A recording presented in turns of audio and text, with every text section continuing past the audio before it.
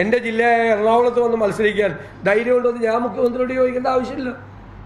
അതപ്പോൾ ഓരോരുത്തരും ഓരോ സ്ഥലത്തും മത്സരിക്കണമെന്നാണ്. ഇപ്പോൾ രാഹുൽ ഗാന്ധി വയനാട്ടിൽ മത്സരിക്കുന്നത് BJPയേക്കാൾ അലോസരപ്പെടുത്തുന്നത് CPMനാണ് എന്ന് വളരെ വ്യക്തമാണ്. പിന്നെ മുഖ്യമന്ത്രി പറയുന്നത് എൻ്റെ സമനില തെറ്റിയെന്നാണ്. അദ്ദേഹം നവകേരള സദസ്സിൻ്റെ സമയത്ത് ഞാൻ എണ്ണി 9 പ്രാവശ്യം എൻ്റെ സമനില തെറ്റിയെന്ന് പറഞ്ഞു. ഞാൻ സംസ്ഥാന സർക്കാരിനെ വിമർശിച്ചു, പെൻഷൻ കൊടുക്കാത്തതിനെ വിമർശിച്ചു. 55 ലക്ഷം പേർക്ക് 7 മാസമായിട്ട് പെൻഷൻ കൊടുത്തിട്ടില്ല. 45 ലക്ഷം പേർക്ക് ക്ഷേമനിധി പെൻഷൻ കൊടുത്തിട്ടില്ല.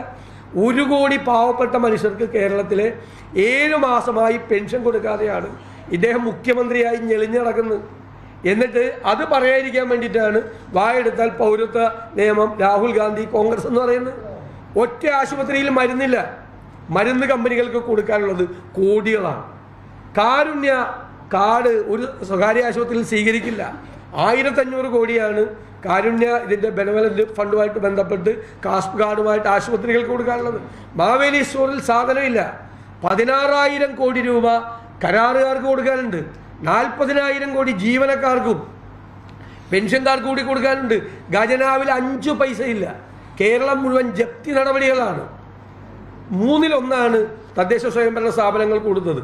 പ്ലാൻ ഫണ്ട് 50% പോലും തികച്ച് നടത്താത്ത കേരളത്തിൻ്റെ ചരിത്രത്തിൽ ഏറ്റവും കൂടുതൽ പദ്ധതി വിഹിതം ചെലവാക്കിയ വർഷമാണ്. അപ്പം ഞാൻ അതിന് മുഖ്യമന്ത്രിയെ വിമർശിക്കുമ്പോൾ മുഖ്യമന്ത്രി എനിക്ക് സമാധാനം ഒരാൾ ഇദ്ദേഹം പണ്ടുപോലെ ഇത് പറയുന്ന ഒരാളാണ്. വൈദ്യുതി മന്ത്രിയായിരിക്കുന്ന സമയത്ത് SNC ലാവലിൻ്റെ ഫയൽ വന്നപ്പോൾ ധനകാര്യ സെക്രട്ടറി അതൊരിക്കലും SNC ലാവലിൻ്റെ ഇതിൽ പോകരുത്, തെറ്റാണ്, സംസ്ഥാനത്തിന് സാമ്പത്തിക നഷ്ടം ഉണ്ടാക്കുന്ന എഴുതി. അപ്പോൾ അന്നത്തെ ധനകാര്യമന്ത്രി വരദാചാരിയുടെ തല പരിശോധിക്കണം എന്നാണ് അന്നത്തെ വൈദ്യുതി മന്ത്രിയായ ഈ മുഖ്യമന്ത്രി എഴുതി വെച്ചത്. അന്ന് നിയമസഭയിലും പല പ്രാവശ്യം പറഞ്ഞിട്ടുണ്ട്, ആരെതിർത്താലും ആളുടെ സമനില തെറ്റി തല പരിശോധിക്കണം എന്നാണ് പറയുന്നത്. ഇങ്ങനെ എല്ലാവരുടെയും സമനില തെറ്റി എന്ന് വിചാരിക്കുന്നത് തന്നെ ഒരു അസുഖമല്ല ശരിക്കും. അതിനാണ് ഡോക്ടറെ കാണിക്കേണ്ടത്, അല്ല ഞങ്ങളുടെ ആരുടെ സമനില തെറ്റിയത്. തന്നെ വിമർശിക്കുന്ന എല്ലാവരുടെയും സമനില തെറ്റിയതാണ് എന്ന് ഒരാൾ വിചാരിച്ചാലോ? നിങ്ങൾ കണക്ക് പരിശോധിച്ചോ.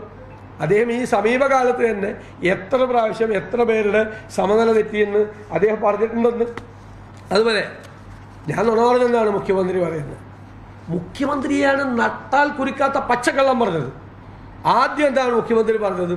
CA പൗരത്വ നിയമം പാർലമെൻറ്റിൽ വന്നപ്പോൾ കോൺഗ്രസ് MP-മാർ കോൺഗ്രസ് പ്രസിഡന്റിൻ്റെ വീട്ടിൽ ഭക്ഷണം കഴിക്കാൻ പോയി, അവർ ചർച്ചയിൽ പങ്കെടുത്തില്ല എന്നാണ് ഇല്ലേ.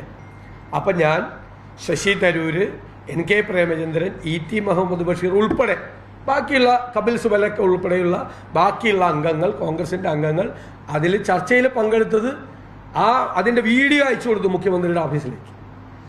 പിന്നെ അദ്ദേഹം പറഞ്ഞു രാഹുൽ ഗാന്ധി പൗരത്വ നിയമം എടുത്തപ്പോൾ വിദേശത്തായിരുന്നു. പിന്നെ പൗരത്വ നിയമത്തിനെതിരായിട്ട് കോൺഗ്രസ് വോട്ട് ചെയ്തില്ല എന്ന് പറഞ്ഞു. പൗരത്വ നിയമം പാർലമെൻറ്റിൽ വന്നപ്പോൾ രാഹുൽ ഗാന്ധി അടക്കമുള്ള ആളുകൾ ഹാജരായി. വിദേശത്തൊന്നും വോട്ട് ചെയ്യാൻ പറ്റില്ലല്ലോ. ഹാജരായി പൗരത്വ നിയമത്തിനെതിരായി വോട്ട് ചെയ്തതിൻ്റെ പാർലമെൻറ്റിലെ രേഖകൾ ഞാൻ മുഖ്യമന്ത്രിക്ക് അയച്ചു കൊടുത്തു. പച്ചക്കള്ളം പറഞ്ഞ ആരാ? നട്ടാ കുറിക്കാത്ത നുണ പറഞ്ഞ ആരാ? പാർലമെൻറ്റിൽ ഞങ്ങൾ എതിർത്തില്ല എന്ന് പറഞ്ഞു. 2019 കഴിഞ്ഞിട്ട് അന്ന് മുതൽ പൗരത്വ നിയമത്തെ എതിർക്കുകയല്ലേ കോൺഗ്രസ്.